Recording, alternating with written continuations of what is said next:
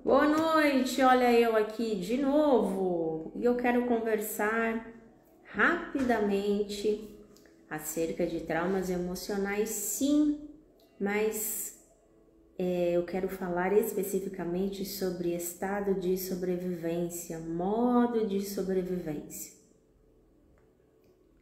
No olhar da psicanálise, por conta de traumas emocionais, também nós desenvolvemos vários tipos de mecanismos de defesa. E agora, estudando neurociência, eu tenho aprendido algo muito interessante, que é o modo de sobrevivência, o estado de sobrevivência. Mesma coisa, modo, estado de sobrevivência, só vai mudar o nome.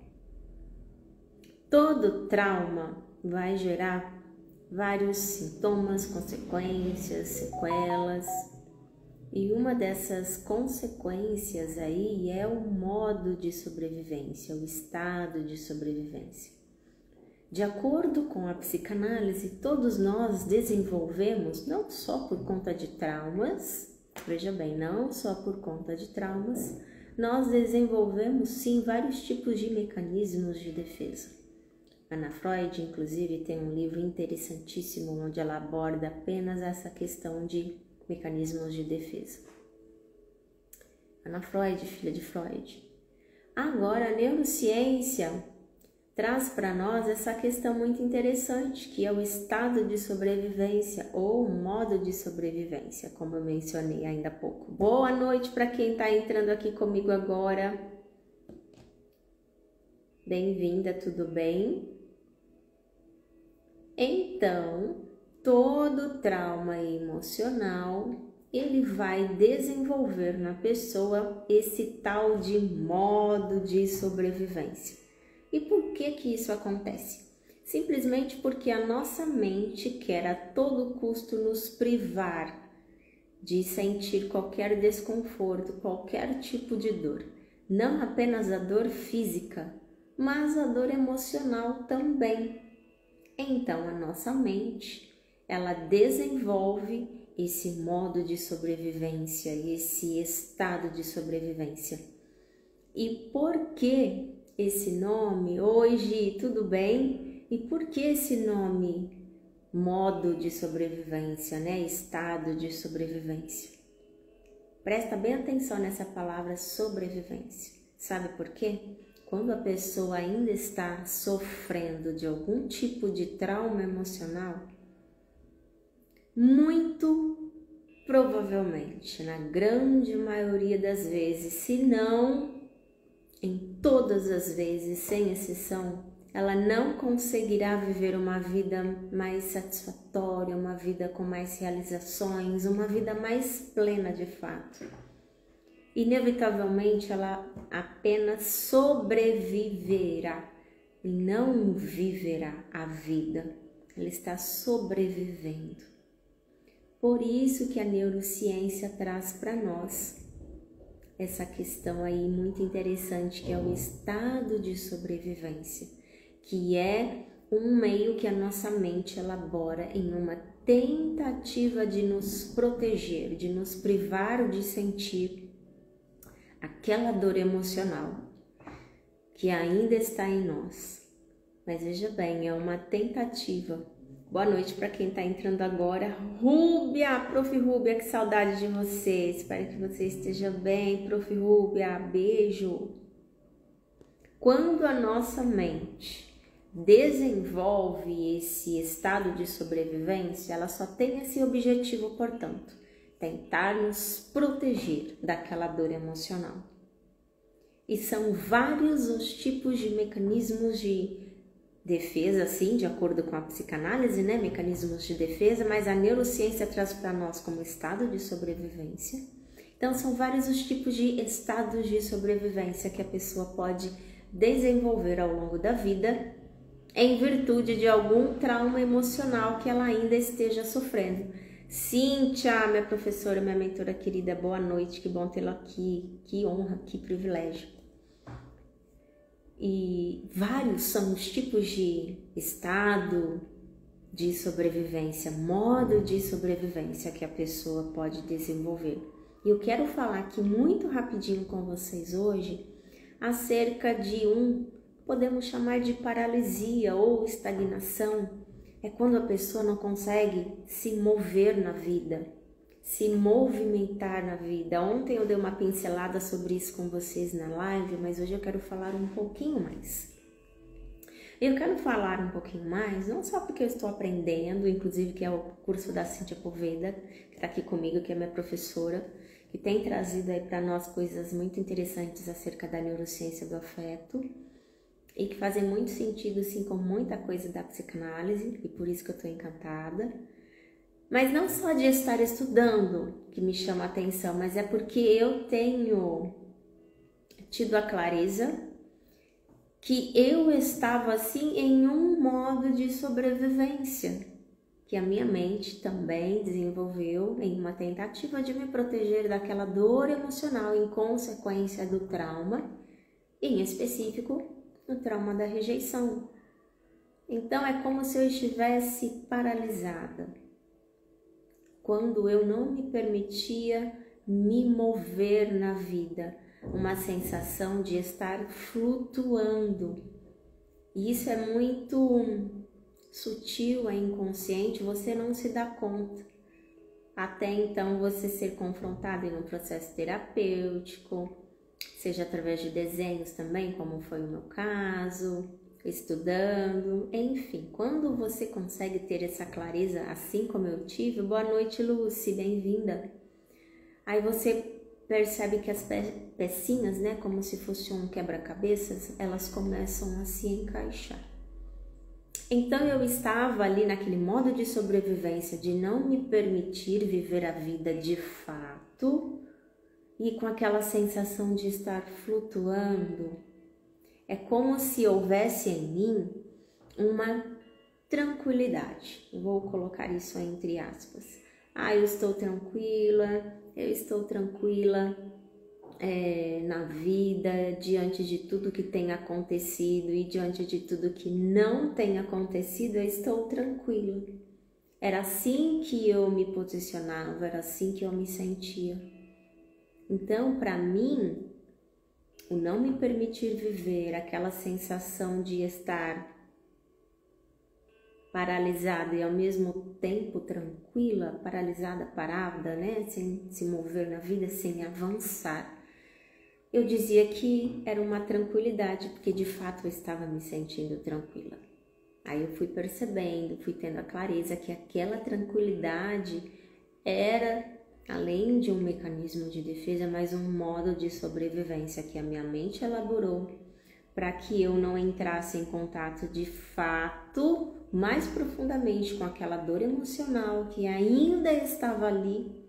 Vamos pensar, ainda que fosse um pouquinho, um restinho daquela dor emocional que ainda estava ali, mas que estava ainda me limitando, me privando de viver uma vida plena, me privando de viver a vida em si, porque eu estava ainda sobrevivendo.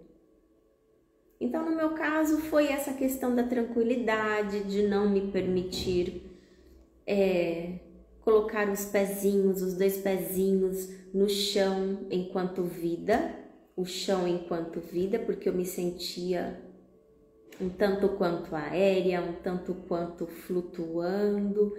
Eu acredito que para você que está aí me ouvindo possa soar um pouco confuso, mas para quem estava, vivendo, faz todo sentido.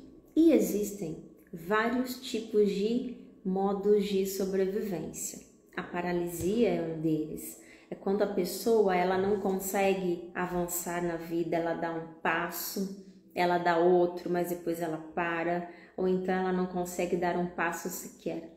E o que significa dar esse passo? Significa, por exemplo, você colocar em prática, em execução, um projeto seu, um sonho, um desejo, ainda que seja da ordem do ordinário, não precisa ser nada megalomaníaco, estratosférico, extraordinário, pode ser simplesmente por exemplo, uma dieta, uma reeducação alimentar. Você sabe que precisa fazer uma reeducação alimentar, reduzir o seu peso, aí você começa aquela dieta, aquela reeducação alimentar, começa na segunda-feira, né? A famosa segunda-feira da dieta.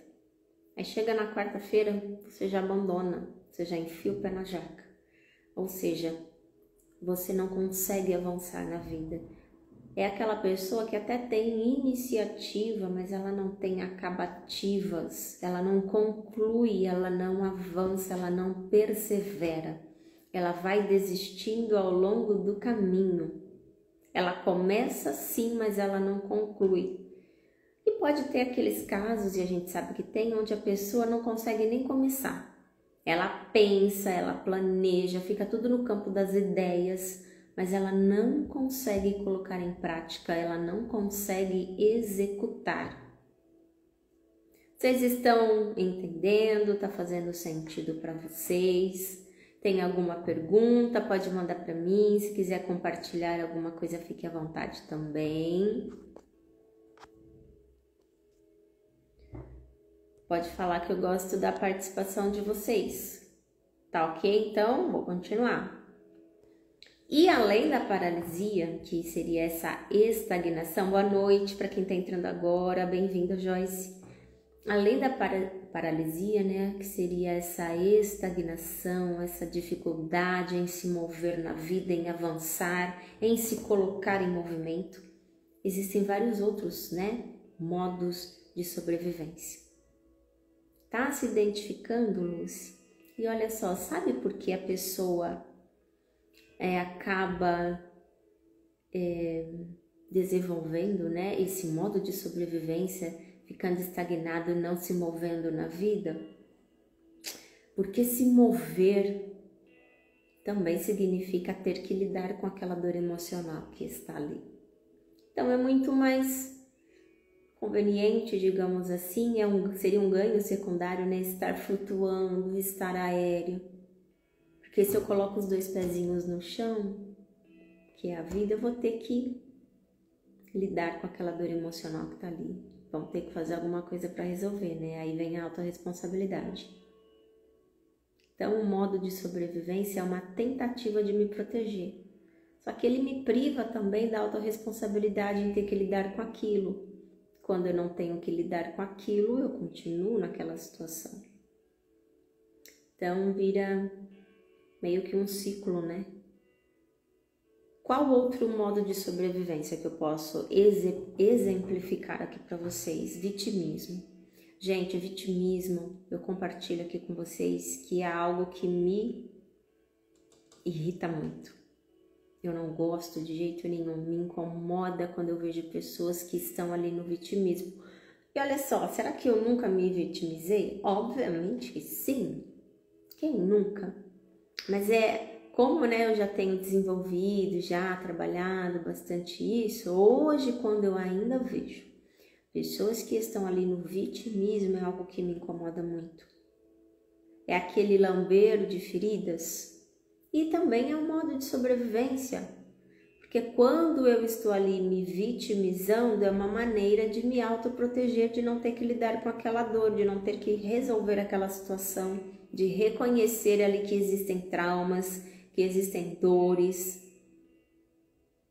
Cadê a autorresponsabilidade?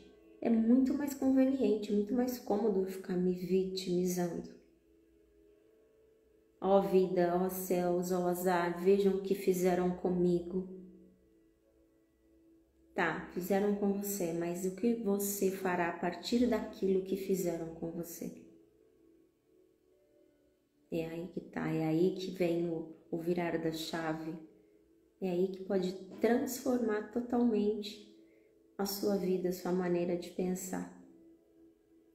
Você passou por situações traumáticas? Isso fez com que a sua mente desenvolvesse aí um estado de sobrevivência, o vitimismo, por exemplo? Será que você fica se vitimizando, se lamentando, cheio de lamúrias? Tem uma expressão que a Bíblia usa, que eu esqueci agora, Bom, eu esqueci, se eu lembrar daqui a pouco eu falo aí pra vocês. Mas se vitimizar não resolve nada, só faz com que você continue naquela situação de dor emocional, refém de algum tipo de trauma. Isso vai impedir o seu amadurecimento, vai dificultar o seu desenvolvimento. Não vai fazer com que você saia daquele lugar, você vai continuar ali. Quais outros modos, tipos, de sobrevivência e meios de sobrevivência, estado de sobrevivência que nós temos? Posso falar de irritabilidade, pessoas que são extremamente reativas, pavio curto, bateu, levou, sabe aquela pessoa famosa, não leva desaforo para casa? São pessoas reativas que têm a resposta na ponta da língua, que não perdem uma briga por nada, que são muitas vezes grosseiras, que são muitas vezes estúpidas, deselegantes, inconvenientes e por aí vai. Pessoas reativas que explodem muito fácil. É um modo de sobrevivência. Porque quando eu fico o tempo todo agindo na base da defensiva, digamos assim, bateu, levou, não mexe comigo, aquela pessoa que está ali com 10 pedras na mão o tempo todo, sempre pronta para atacar, é um modo de sobrevivência, porque enquanto eu ataco inconscientemente, eu estou me protegendo de ser atacado. Não existe comportamento sem causa. Por trás deste comportamento existe uma causa. O que foi que causou isso? Aí vem a psicanálise enquanto um objeto investigativo, aí através do inconsciente de investigação, vamos investigar esse inconsciente para descobrir a causa. Não existe comportamento sem causa.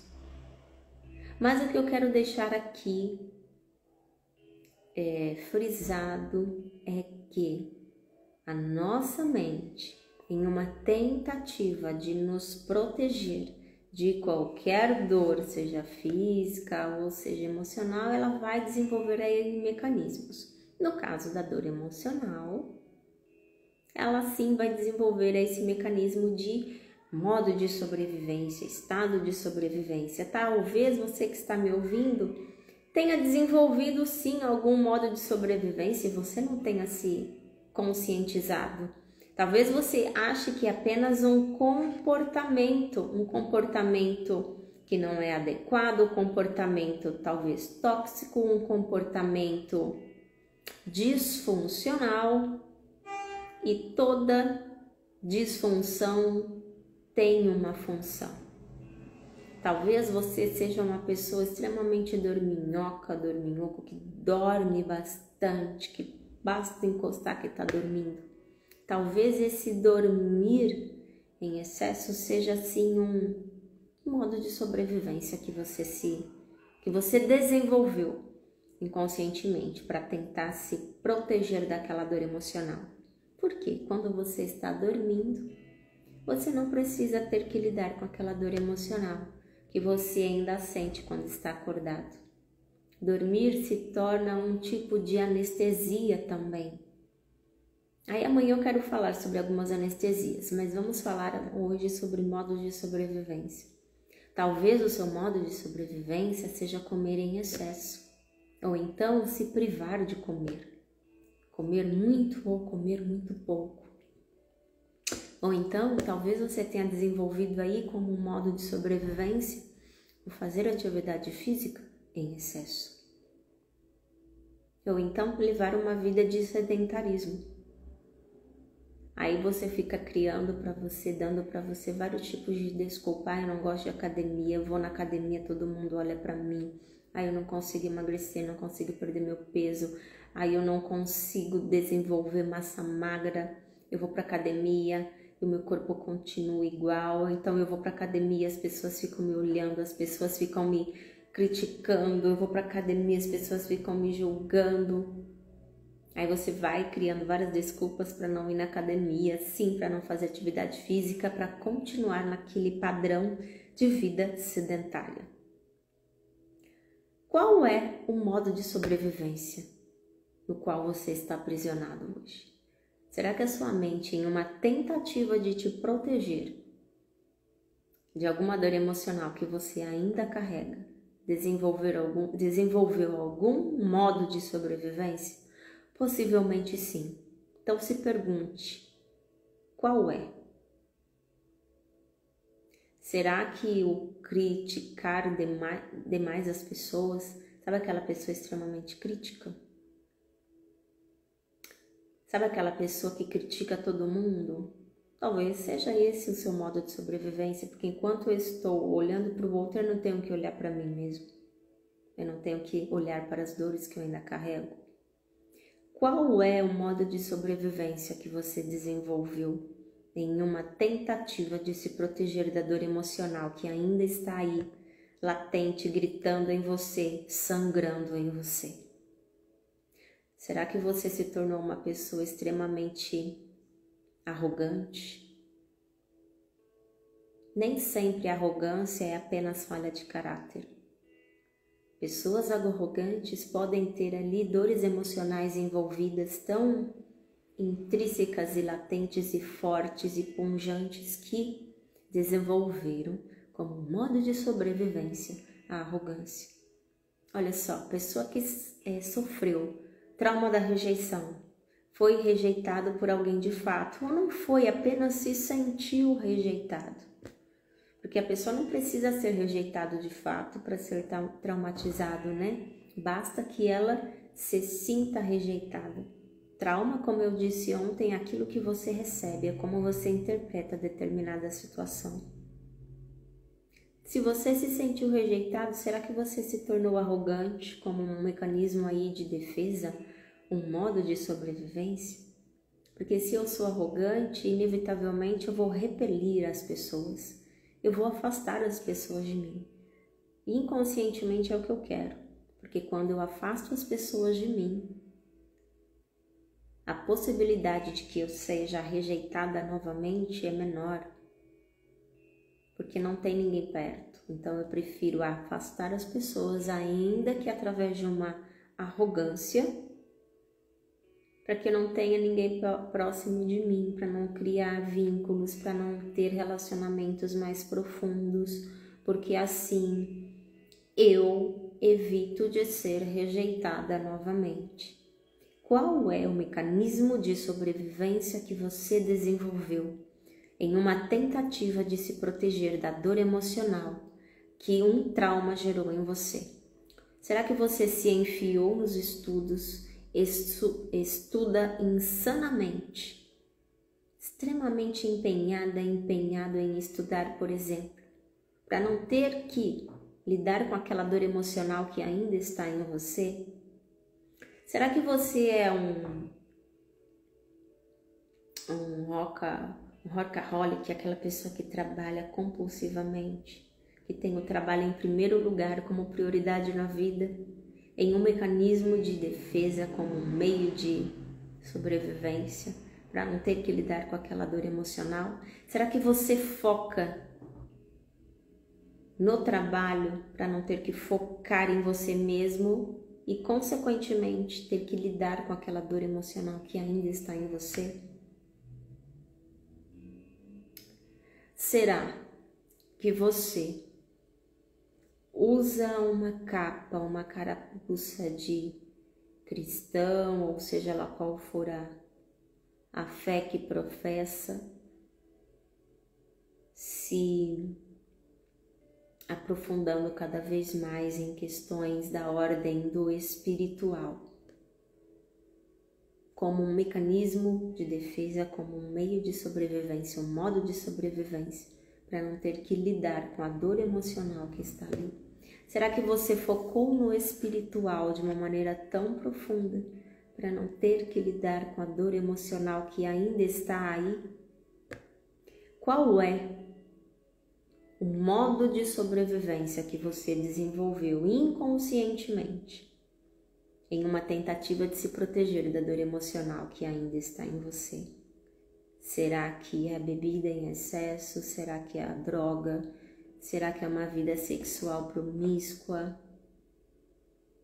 Será que você desenvolveu aí uma dependência emocional como um modo de sobrevivência e está tão voltado para o outro, para não ter que lidar consigo mesmo por causa da dor emocional que está aí? Será que você se tornou uma pessoa tão solícita, tão prestativa, tão disponível para o outro, como um modo de sobrevivência, para que você não tenha que se colocar disponível para si mesmo e assim ter que lidar com a dor emocional que ainda está em você? Por quê? Na dependência emocional você se volta tanto para o outro que você acaba se anulando, se esquecendo, se privando, não olhando para você porque você está olhando para o outro. E olhar para o outro é muito melhor, porque se eu olho para mim mesmo, eu tenho que reconhecer que ainda existe em mim uma dor emocional que precisa ser trabalhada, que precisa ser superada. E aí, me diz, qual é o modo de sobrevivência que você desenvolveu? Será que um determinado comportamento que te incomoda não é algum modo de sobrevivência que você desenvolveu para tentar se proteger de alguma dor emocional? Será que algum comportamento que você tem que incomoda tanto as pessoas que até mesmo te traz algum prejuízo é algum modo de sobrevivência que você desenvolveu para não ter que lidar com alguma dor emocional que ainda está aí? Olhe para você, olhe para sua história. Não existe comportamento sem causa. Talvez você seja uma pessoa cheia de sonhos, ou pior, deixou de sonhar. Talvez você tenha vontade de fazer tantas coisas, tenha tantos projetos em mente, mas não consegue colocar em prática. O que será que está por trás desse tipo de comportamento? Será que é uma maneira que você desenvolveu para sobreviver à dor emocional que ainda está aí? Será que você é uma pessoa que, como um modo de sobrevivência, se isola das demais? Tem dificuldade em se relacionar, em ter uma vida social ativa?